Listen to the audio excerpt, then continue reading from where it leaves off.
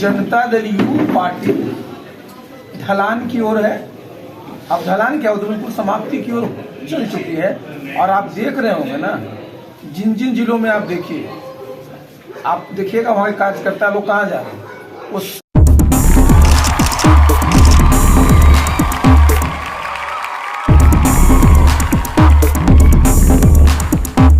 किसान प्रकोष्ठ के जिलाध्यक्ष महेंद्र यादव के द्वारा दही चूड़ा भोज का आयोजन राणा बीघा स्थित बीजेपी पार्टी जिला कार्यालय में शनिवार को किया गया।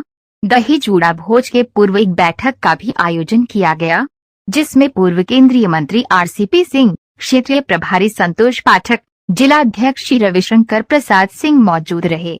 बैठक के दौरान पूर्व केंद्रीय मंत्री आरसीपी सिंह ने नीतीश कुमार के इंडिया गठबंधन में संयोजक नहीं बनाने के सवाल पर चुटकी लेते हुए कहा, नीतीश कुमार की शारीरिक और मानसिक स्थिति ठीक नहीं है।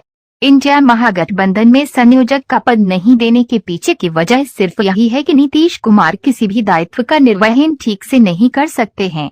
आरसीपी सिंह ने कहा कि महागठबंधन में ना तो ताल है और ना ही कोई मेल है। तालमेल होने के लिए आपसी विचारधारा, सोच में एकरूपता होनी चाहिए। किसी को अपना वंश चलना है तो किसी को अपना परिवार बढ़ाना है तो किसी को भ्रष्टाचार में लिप्त है उसे बचाना है। यही कारण है कि महागठबंधन में एकता नहीं है। इंडिया अलायंस है, उसमें कहीं से भी एक एकता कहाँ से आती है? सबका अपना अपना एजेंडा। तो आज तक आप देख लिए ना भाई, जो नीतीश बाबू के समर्थक रोज ढोल पीटते थे, पहले तो प्रधानमंत्री के लिए, बाद में संयोजक के लिए, आज रिजल्ट तो आ गया ना। रिजल्ट में क्या हाथ खड़ेगी नहीं बने ना।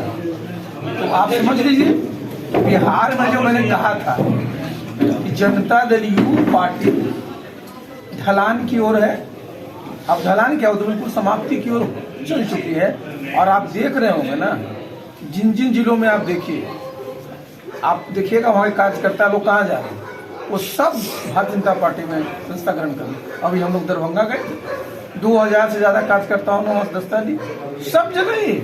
देखिए आज की स्थिति में क्या है, नीतीश बाबू पूरी तरह से, आप सब जानते हैं, शारीरिक रूप से, मानसिक रूप से अपने आप को सक्षम नहीं पा रहे हैं। और ये सब लोग समझ रहे हैं, जब जनता दल यू पार्टी का नेतृत्व ही समझिए समाप्ति की ओर है तो उस पार्टी का क्या हासिल है।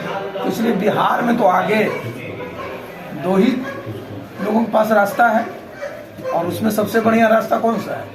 भारतीय जनता पार्टी।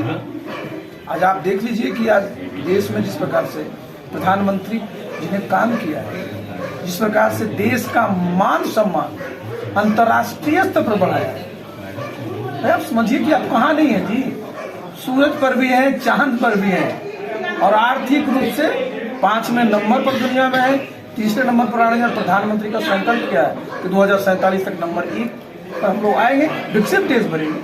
तो ऐसा जब हमारा एक नेतृत्व है भारतवर्ष में, तो हम लोग सब बिहार में जितने हमारे इस प्रकार के साथी लोग थे, जब एक पूरा का पूरा जब जहाज डूब जाता है तो यात्री तो कहीं जाएंगे ना, तो वो सब लोग आएंगे देखिएगा जेडीयू में। और आगे जो चुनाव होगा विधानसभा का, चाहे वो 2024 में हो, 2025 में हो, बिहार में भी भारतीय जनता पार्टी के नेतृत्व में ही सरकार बनेगी। क्या है कि महागठबंधन में, वो तो महागठबंधन है जी, वो लठबंधन है। आप बताइए नीतीश बाबू की पूरी राजनीति क्या रही?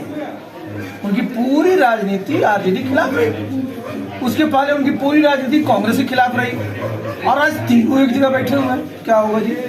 एक दूसरे, देखिए कोई भी गठबंधन में सबसे महत्वपूर्ण होता है लोगों में आपसी विश्वास, आपसी समझ। किसमें? कभी नीतीश बाबू लालू जी पर विश्वास करते हैं, लालू जी कभी नीतीश जी पर विश्वास करते हैं, नीतीश बाबू कभी कांग्रेस पर विश्वास करते हैं। तो जब आपस में इतना विश्वास है तो गठबंधन क्या रहे?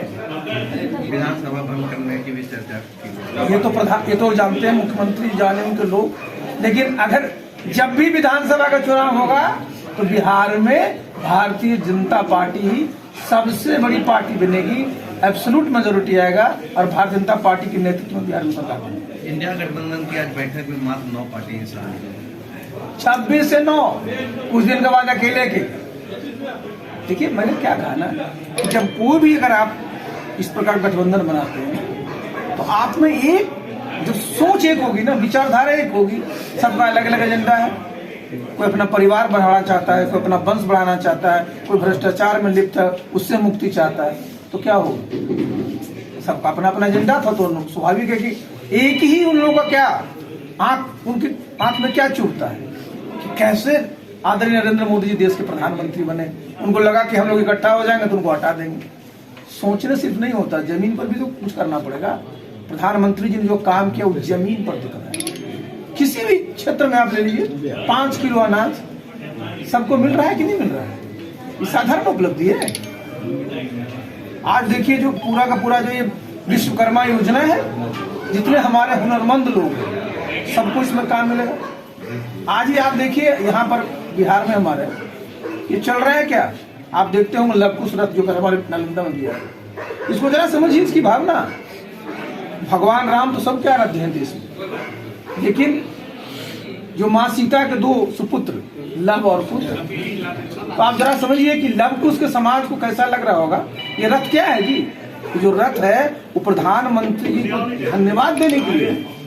तो देखिए राम भगवान का जो मंदिर घर होता है वो नहीं था, आदरणीय प्रधानमंत्री जी जो वो घर बनाया है लव कुश के पिताजी का, उसमें भगवान राम को जब प्राण प्रतिष्ठित करेंगे तो क्या होगा?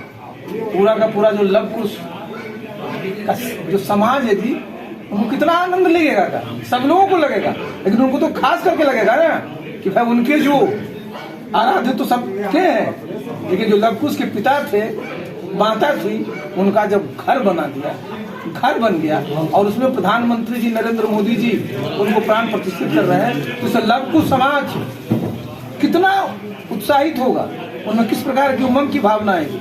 तो बिहार में जब लव कुश समाज, अति पिछड़ा समाज, पूरा सवर्ण समाज, पूरा जो हमारा दलित समाज बीजेपी के साथ रहेगा तो उनका खाता खुलने वाला है। कहीं खाता होता नहीं खुलेगा। आरजेडी के बोलता है नहीं तो उसको छोड़ देना चाहिए। भगवान राम के बारे में तो नाम है राम बहादुर, तो अपने माता पिता से पूछें कि राम कहाँ लगाया था, क्यों लगाया था, पूछे जरा उनके। और बताइए राम भगवान पर कोई बोले तो उस पर हम लोग क्या बोले, तो हंसेंगे ही ना। तो जदयू का सीट बहुत कम मिल रहा है, इसके लिए क्या है? तो जदयू का सीट काहे के लिए मिलेगा, लोगों क्यों देगा? जदयू का क्या बेस करते थे? लव कुश, तो मैंने बता ही दिया, लव कुश पूरा का पूरा धीरे धीरे बीजेपी में, अति पिछड़ा समाज पूरी तरह से बीजेपी में, दलित महादलित समाज बीजेपी की तरफ मुखातिब है, तो उनको सीट कौन देगा? जब आप में कुछ पूंजी रहेगी तब ना कोई आपको अपने साथ रखेगा। कुछ पूंजी है ही नहीं, पूंजी विहीन को कौन अपने कंपनी में रखेगा जी?